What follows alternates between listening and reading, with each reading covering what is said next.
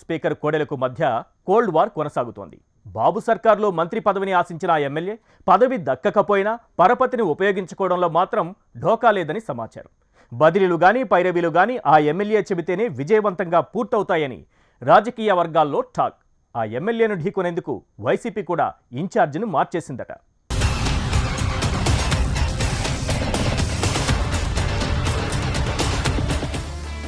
గుంటూరు జిల్లా పల్నాడు ప్రాంతంలో గురజాల నియోజకవర్గానికి ఓ ప్రత్యేకమైన స్థానం ఉంది.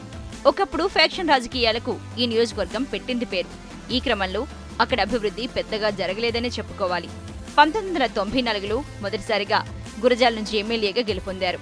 ఆ తర్వాత 1999, 2004 ఎన్నికల్లో కాంగ్రెస్ అభ్యర్థి జంగా కృష్ణమూర్తి చేతిలో ఓటమి పాలయ్యారు. అనంతరం 2009, 2014 ఎన్నికల్లో మళ్లీ తన సత్తా చాటారు. ఇలా 5 సార్లు ఎన్నికల బరిలో నిలిచిన ఎరపతినేని 3 సార్లు విజయం సాధించి 2 సార్లు ఓటమిని చవిచూశారు. ఇక నియోజకవర్గంలో ఎరపతినేని తన ముద్ర కోసం ఎప్పుడూ ప్రయత్నిస్తుంటారని పేరుంది. గత సాధారణ ఎన్నికల్లో గెలుపు తర్వాత నియోజకవర్గం అభివృద్ధి మీద ప్రత్యేక దృష్టి సారించారు ఎరపతినేని. మంత్రి పదవి ఆశించి భంగపడిన సీఎం చంద్రబాబు ఆశీస్సులు మెండుగా ఉండటంతో గురజాల నియోజకవర్గానికి నిధుల వరద పారింది. బుగ్గవాగు ఆధునీకరణ పనులు, ఇతర అభివృద్ధి పనులు బాగానే జరుగుతున్నాయి. ఈ క్రమంలో వచ్చే ఎన్నికల్లో తనకు తిరుగులేదని ఎరపతినేని ధీమా వ్యక్తం చేస్తున్నారు.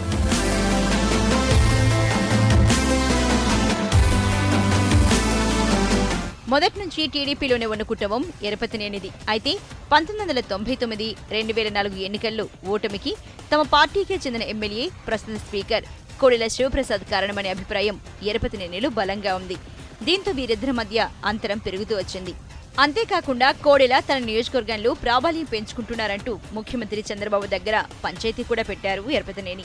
గతంలో నర్సరావుపేట నుంచి పోటీ చేసిన కోడెల 2014 ఎన్నికల్లో సత్తెనపల్లికి మారారు. దీంతో వీరిద్దరు నియోజకవర్గాలు పక్కపక్కనే ఉండటంతో కోల్డ్ వార్ కొనసాగుతోందని, ఇద్దరి మధ్య సంబంధాలు ఉప్పు నిప్పుగా మారాయని చెప్పుకుంటున్నారు స్థానిక తెలుగు తమ్ముళ్లు.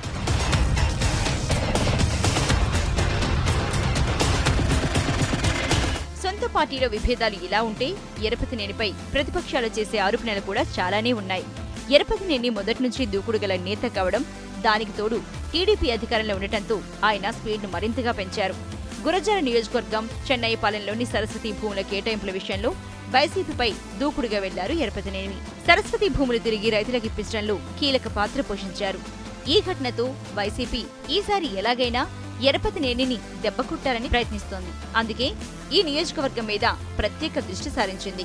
నియోజకవర్గ ఇన్ఛార్జిగా ఉన్న జంగా కృష్ణమూర్తిని తొలగించి రాజకీయ కుటుంబ నేపథ్యం ఉన్న కాసు మహేష్ రెడ్డిని గురజాల నియోజకవర్గ ఎమ్మెల్యేగా భావిస్తోంది. అంతేకాకుండా ఎరపతినేని అధికారాన్ని అడ్డుపెట్టుకుని ఇష్టానుసారంగా దోచుకుంటున్నారని వైసీపీ విమర్శలు చేస్తోంది. గురజాల నియోజకవర్గంలోని మైనింగ్, మద్యం సిండికేట్లలో ఎరపతినేని అడ్డగోలుగా సంపాదించారనే విమర్శలు ఉన్నాయి.